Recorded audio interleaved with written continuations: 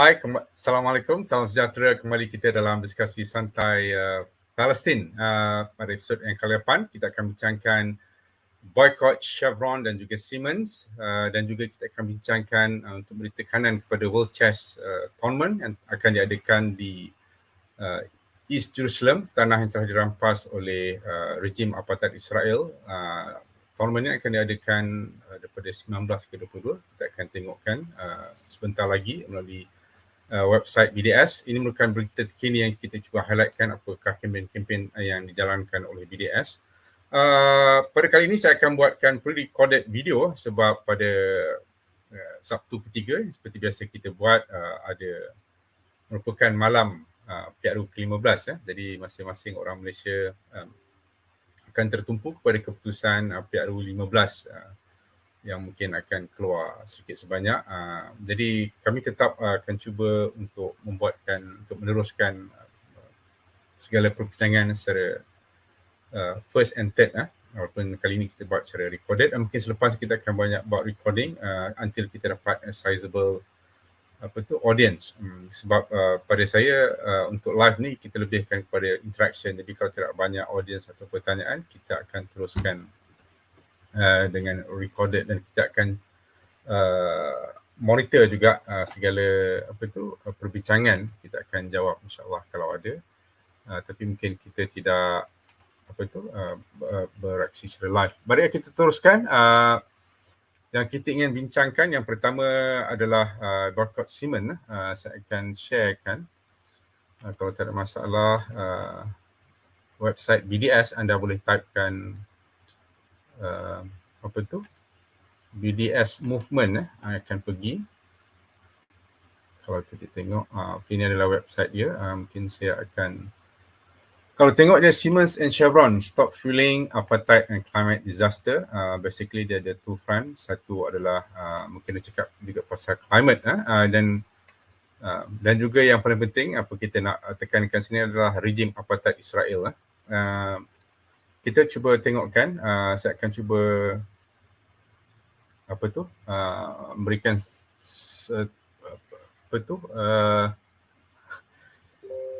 kita akan bagikan terjemahan selari bahasa Malaysia daripada apa yang dibincangkan.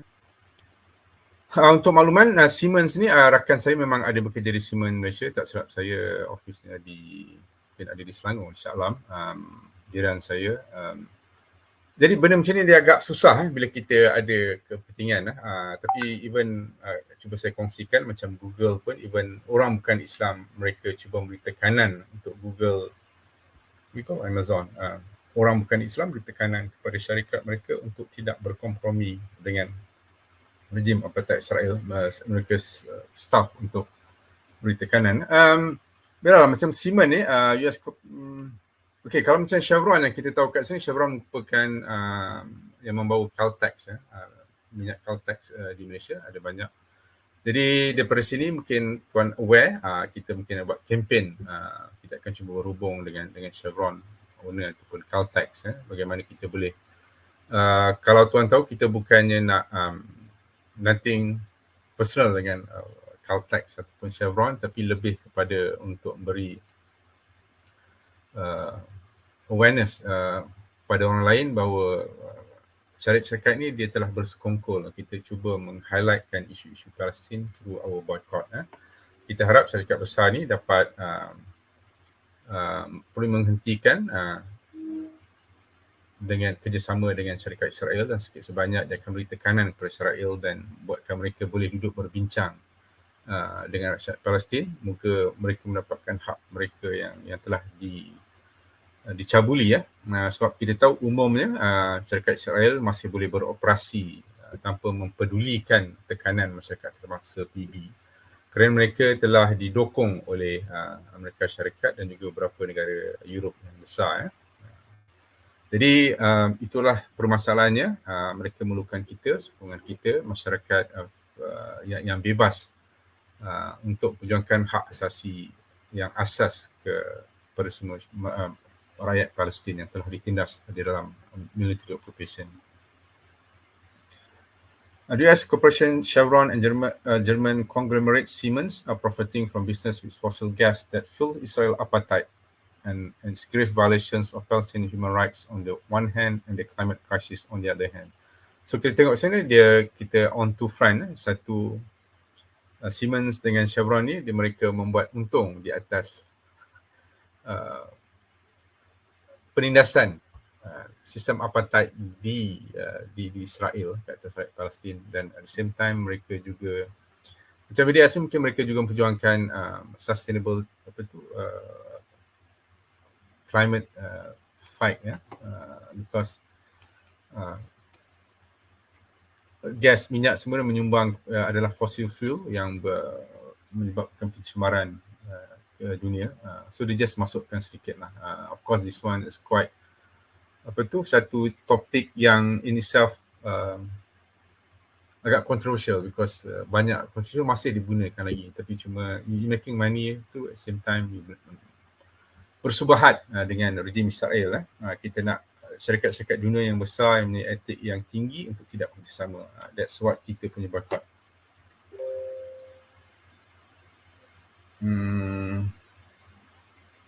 Tuan-tuan boleh tengok also the main extractor for website ni.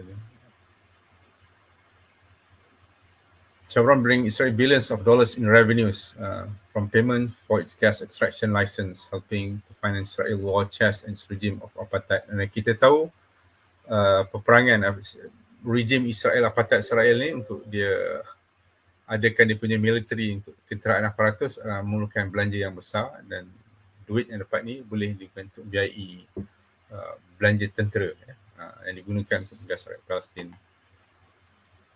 Manakala Siemens pula dia dapat kontrak untuk building the Euro-Asia Interconnector, subsea cable that will link Israel electricity to Europe. So allowing its illegal settlements on stolen Palestinian land in Syria, land to benefit from Israel EU trade of electricity produced from fossil gas. So Siemens dia buat electricity connector to Europe yang dia boleh jualkan electricity. So kita mahu beri tekanan kepada Siemens dan Chevron, so mereka bertanggungjawab ke atas ni, why impact dan apakah action yang kita boleh bawa. Intersectional grassroots campaigning can put pressure on Siemens and Chevron to terminate business with Israel, apartheid, settler colonialism and occupation. We call for pressure to make the two corporations end their fossil fuel business to respect climate goals and the human rights to Palestinian and other indigenous people. So basically, it is higher standard kalau boleh hentikan fossil fuel dan juga penindasan ke atas rakyat Palestin dan juga rakyat indigenous, rakyat asal di Palestin. So partner with local environmental, so sekarang BNS dia bergabung dengan environmental alam, kita alam, for collective action for more support and promote campaign. So salah satu kita buat, kita bagi awareness pada orang ramai untuk target fossil fuel. Ini mungkin fossil environment support international campaigns. Kita boleh tengok support international campaign against the East Med pipeline. Ini dibuat tadi oleh kalau kita tengok, anda boleh pipeline fuel conflict, walk along the route of the proposed East Med pipeline to see how gas is fueling climate change, militarization, oppression in Mediterranean region.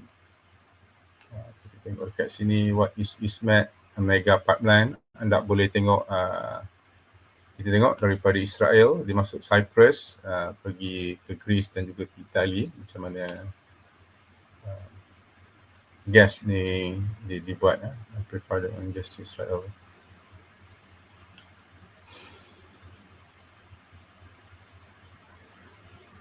So ni Cyprus, potent offshore or gas reserve are located.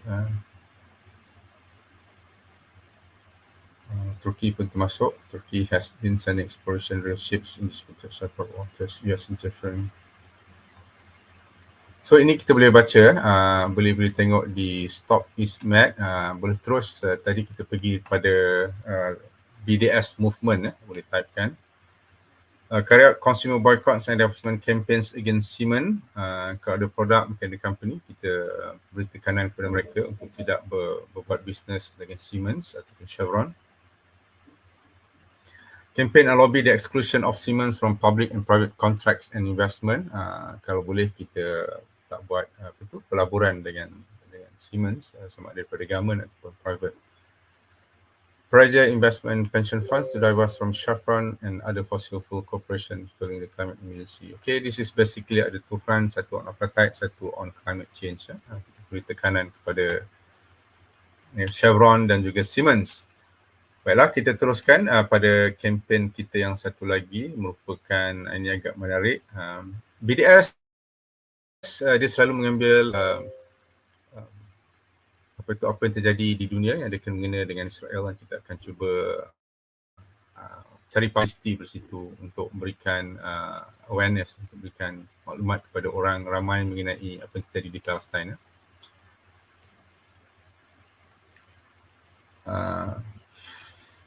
Fide's gambit, don't sacrifice personal right for Israeli appetite. Take action to tell the International Chess Federation to relocate its chess championship away from Israeli-occupied Palestine, East Jerusalem. There are no good move in apartheid Israel. So basically kita minta masyarakat dunia untuk berkempen, untuk memberi tekanan kepada Persatuan Chess Dunia untuk berpindah daripada Israel, yang permanen akan dibuat di East Jerusalem yang telah di-annex, yang telah dirampas oleh rejim Israel secara haram. Don't sacrifice personal rights by whitewashing Israeli apartheid. Move World Team Chess Championship away from occupied East Jerusalem.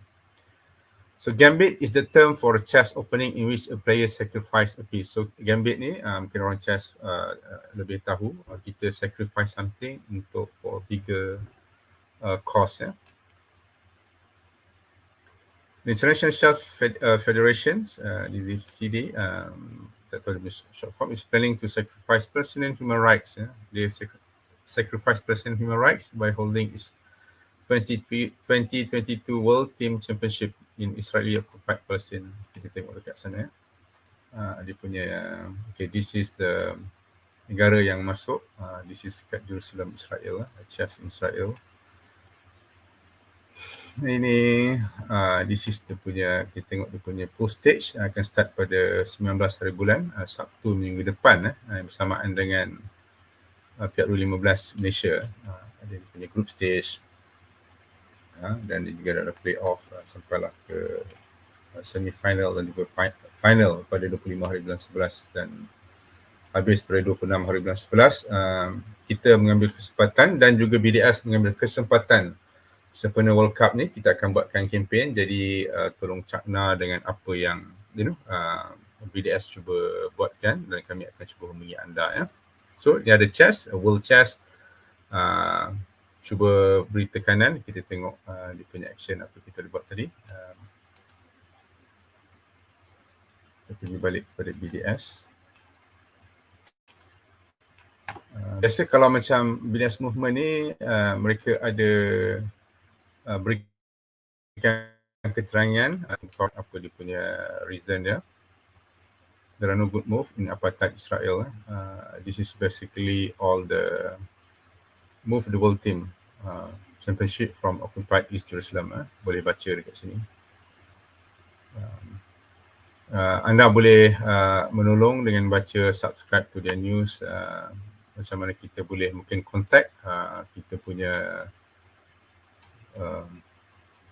punya chess association dekat mana-mana dekat Malaysia ke ataupun tempat lain untuk beritahu mereka apa yang telah terjadi. Jadi semua orang aware apa yang telah terjadi di sana dan kita boleh buat benda ni sekali. Baiklah, kita stop dulu untuk apa yang terkini dalam kempen boycott kami, dan kita akan buatkan sedikit reactions of daripada Nas Daily.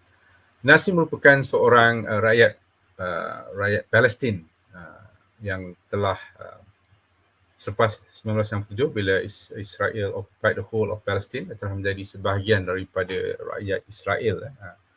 Kalau untuk yang pengetahuan umum, yang tak tahu, Israel dia ada 4 jenis yang duduk di Palestin atau di Israel, 4 jenis pasport ataupun kategori. Yang pertama adalah yang duduk di Jerusalem. Itu yang Jerusalem. Nombor 2, mereka mempunyai different rights dan juga apa dia boleh buat untuk ada Jerusalem, masih ada 500,000 orang. Lepas tu ada di West Bank, sekarang yang dah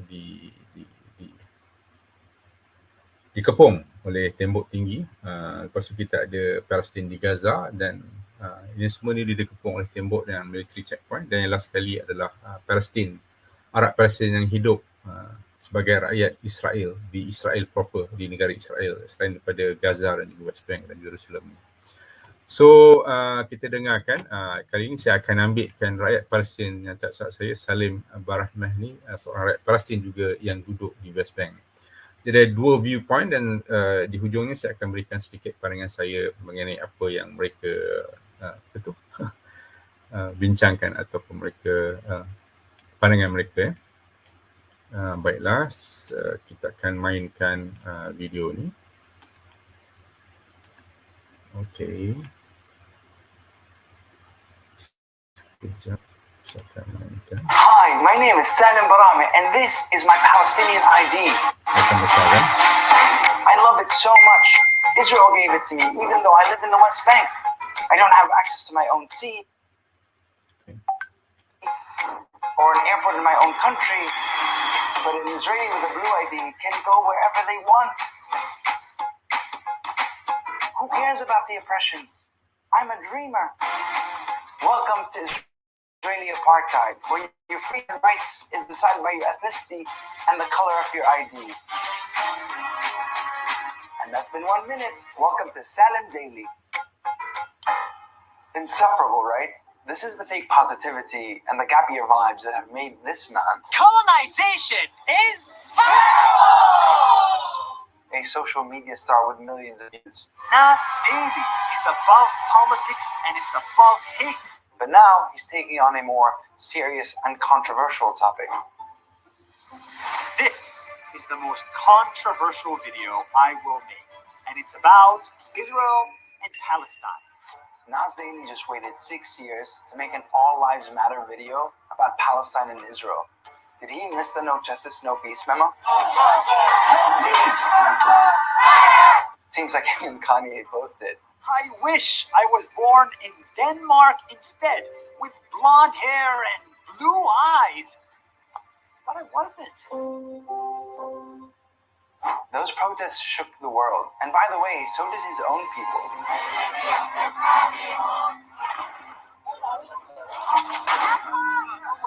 But I think the positivity industry pays too well for him to remember.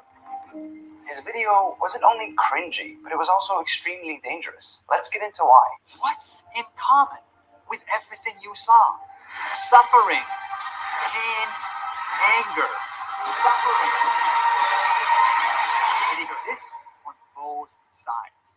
Both sides. And no one can deny that.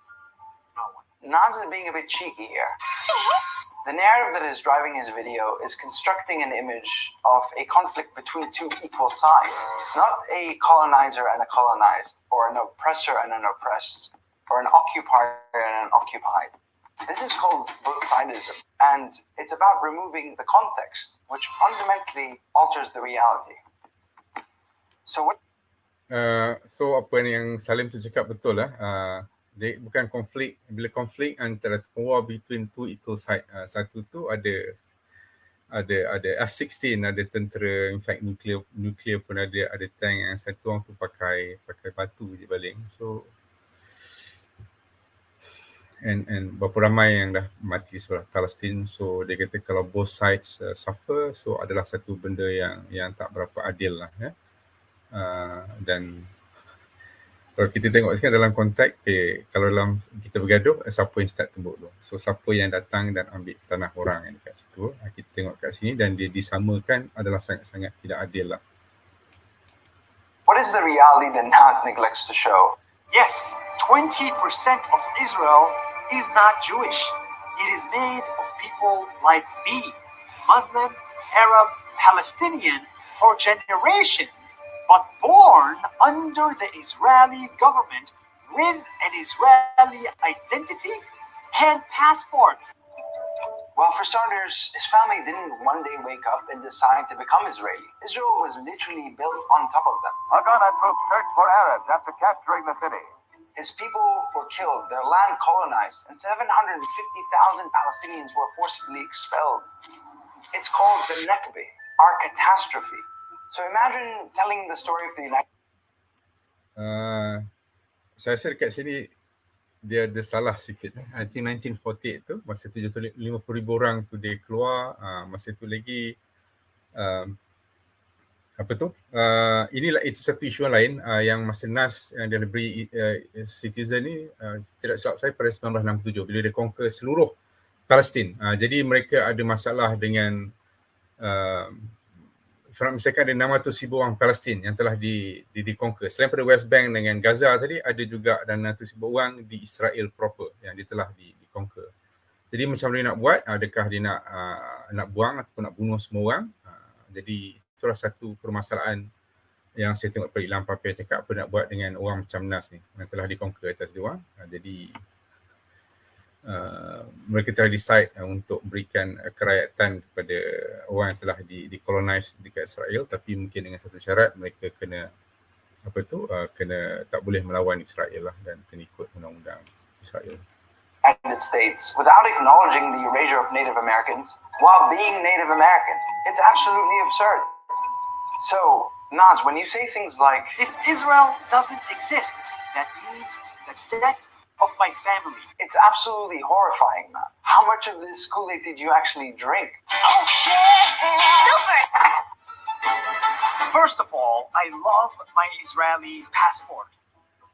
Even though Nas is an Israeli citizen, he's considered second class in his own country, but has more rights than me as a Palestinian who lives in the West Bank under Israeli military occupation. Kau tengok tadi Salim tadi, dia cakap dia mungkin the second class lah. Dia ada yang duduk di Jerusalem 500,000, di West Bank mungkin dalam 2 juta orang, mungkin 2 juta lagi di Gaza. Itu Gaza paling teruk. Jadi Nas ni mungkin 2 juta lagi duduk Israel. Jadi sebagai warga Israel, dia banyak kelebihan berbanding dengan Salim tadi. Dia boleh pergi almost ke semua tempat di Israel atau di Palestin, which is orang macam Salim ni, untuk dia keluar daripada rumah dia pun ada banyak military checkpoint dan dia tak boleh nak keluar masuk negara dia senang tu, dia under military. Or a Palestinian in Gaza who's under an unrelenting siege, or the millions of Palestinian refugees who can't even visit their homeland, let alone live in it. Okay, ada pasien cuba bayangkan kalau kita ada saudara kita kata yang satu tu di Gaza, dan setengah tu mungkin di West Bank. Dia adalah 2 tempat yang berasingan di tengah-tengah tu di Israel. Mereka tidak boleh mendapat permit untuk pergi melawat keluarga mereka, sama ada di Israel ataupun di Gaza. Mereka dipisahkan. Dia bayangkanlah kalau kita ada saudara mara kita yang mak saudara ke pak saudara, mereka dipisahkan oleh military checkpoint. This is compared to Jewish Israelis, who have the full spectrum of freedom and rights, even though they live in the same place. This is what we call apartheid, and what Nas is hiding in his videos. My solution is simple. Bring people together, not apart. That's why we need 2 independent countries for 2 people, living side by side in peace with no one dying. So instead of siding with the extremists, get out of your village and befriend an enemy. Imagine suggesting to an African American they befriend a member of the KKK, or Ukrainian to befriend a Russian soldier occupying their country as a way towards peace. This is not burning, man. This is a military occupation driven by settler colonialism. You can't have peace as long as you have a system of segregation, supremacy, and occupation. Just like in apartheid South Africa, or Jim Crow America, or any other context. He's out here presenting the two-state solution like he invented slice of bread. But in reality, Israel has turned the prospective Palestinian state into Swiss cheese. Cheese! So let me give you an alternative, one that truly brings people together. First, we need to dismantle the system of oppression that exists. And then we need to build a new entity, a new reality that doesn't only work for some, but works for all. Driven by the values of equity, freedom, justice, and driven by a process of decolonization.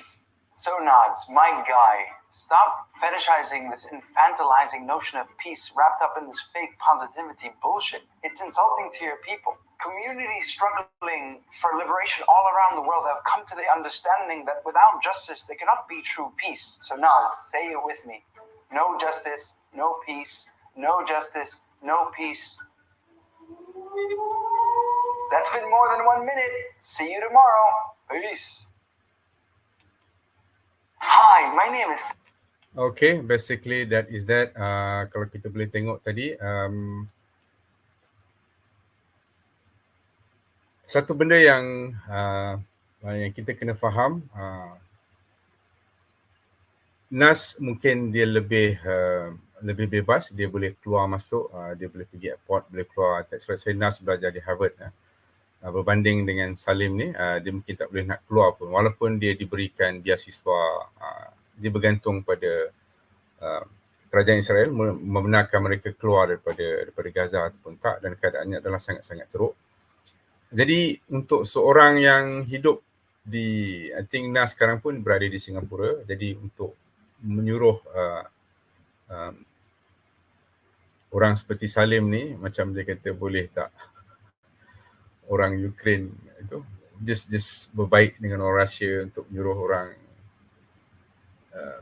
yalah, boleh terima je Russia nak ambil negara dia. Adakah jadi dia punya equation, there is no justice, no peace. Dia basically dalam, kalau tengok dia punya conclusion to that is Nas memang it's not as simple as you pergi dengan macam tu, you know. I think the first thing first, kalau yang patutnya dibuat oleh any occupier is basically untuk minta maaf atas kesalahan mereka telah apa yang dibuatkan selebih 70 tahun, mungkin 100 tahun gantung. Kalau 1948 dah 75 tahun. Kalau 1917 masa State of Israel is Balfour Declaration, masa bila British declare untuk bagikan, bayangkanlah negara bagi Palestin kepada Israel, untuk bagi kepada dua without prejudicing the rights of Palestine, tanpa menindakkan hak rakyat di situ. Dan kita tengok macam mana once upon a time Palestine 97% of private land dimiliki oleh orang Palestin. Masa itu ada 3% yang orang Yahudi beli tanah dekat situ daripada rakyat Palestin. So bila British declare Balfour Declaration untuk bagikan, cerita dia panjang, mungkin kita akan buat video lain dekat situ. I lost my point. So, you know, what was discussing pasal tadi? Okay. So, nampak yang macam, tapi kita basically kita cakap pasal no justice. So, kalau yang first thing, mana-mana orang cakap is minta maaf. Yang first they have to do is end military occupation, you know. You nak keluar rumah, pergi balik kerja, itu pasal dapatkan permit, you kena go through military checkpoint. It's humiliating, you know. You boleh tiba-tiba kata you tak boleh keluar. You tak boleh nak buka account, you nak dapat kerja, semua kena dapatkan permission.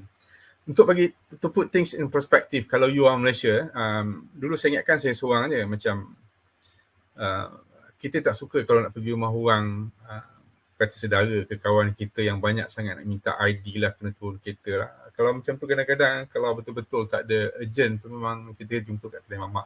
Because I don't want to go inside.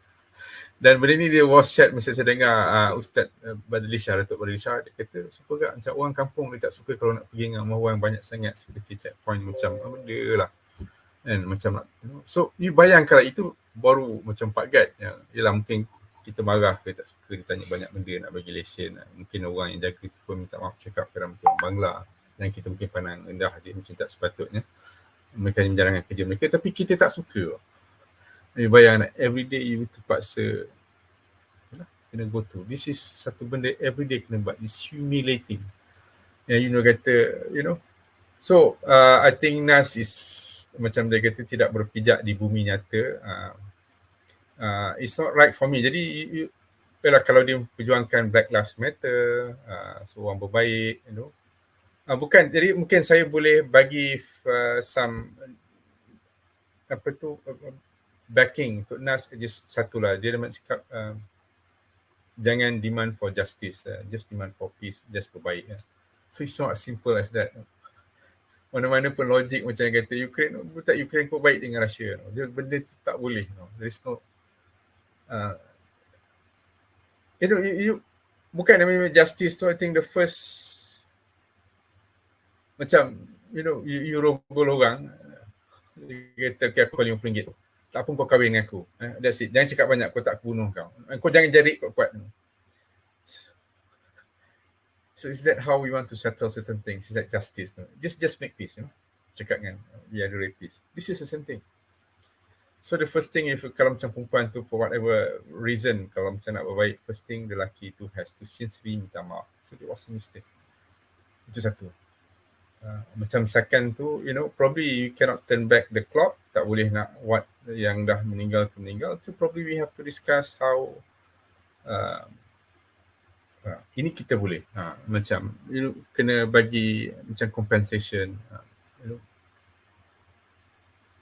I think the first thing is paling susah itu is you dah menindas orang, just minta maaf. Dan kena tanya mangsa, apakah dia rasa fair, only then you can have a truly peace. Sorry, there's no justice, no peace. That is very synonym. Tapi mungkin bukan you nak justice, universal justice semua sama, eye for an eye, itu mungkin tak boleh dapat. Aku nak bunuh semua Israel, mungkin tak boleh. Islam tak menggalakkan. Ataupun aku tendang semua Israel ke dalam laut. Itu saya rasa agak ekstrim. Walaupun dia boleh buat an eye for an eye. Tapi I think that's not what they want to do. So let's discuss and the term is as much as possible. I think supposed to be dictated. Macam kalau tengok BDS, apakah yang kita perjuangkan kalau boleh, Malaysia is satu, and military occupation. Occupation ni kena buang, dismantle. Nombor dua, bagi equal rights. So Palestin dan Israel mungkin boleh mengundi dapat hak yang sama, boleh bebas keluar sama menggunakan apa yang ada. That's one kita minta, hak sama rata. Nombor tiga adalah hak untuk rakyat refugees. Sekarang ni yang dah ditendang pada 1948 sampai 600,000, sekarang dah jadi 6 juta orang mereka beranak di kamp di serata, di Syria, di Lebanon, yang stateless, dah 70 tahun. Bayangkan kalau orang tu baru lahir pada 1948, sekarang dia dah 74, mungkin dah kebanyakan dah meninggal lah. Ini sekarang second, third generation. Masih hidup pelarian, bukan negara Jordan, bukan negara Palestin. Duduk di tengah-tengah. Dan hanya hidup dengan simpati mungkin UNRWA, the United Nations. Tak boleh nak bekerja. Jadi ini satu kalau kita tengok, kita bercakap kat sini, lepas ni kita minum, kita tengok TV, tengok Netflix, apa benda kita buat. Tapi mereka hari-hari they have to go through this humiliating hidup. Jadi setengah tu pada saya, that's why kalau macam kalau kita boleh faham, kalau kita boleh bayangkan kita duduk kat situ, bila nak bekerja pun tak ada, unemployment about 60%.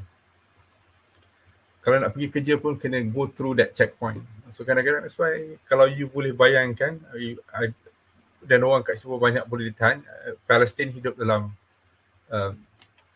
military occupation. Jadi mungkin kadang-kadang tu mati melawan tu lebih baik daripada kita terpaksa hidup dimalukan oleh, ditindas oleh tentera penjajah. Sekarang daripada saya, terima kasih banyak. Kita ada technical problem. Saya hilang kat sini. Okay, Assalamualaikum warahmatullahi wabarakatuh. Berjumpa lagi dalam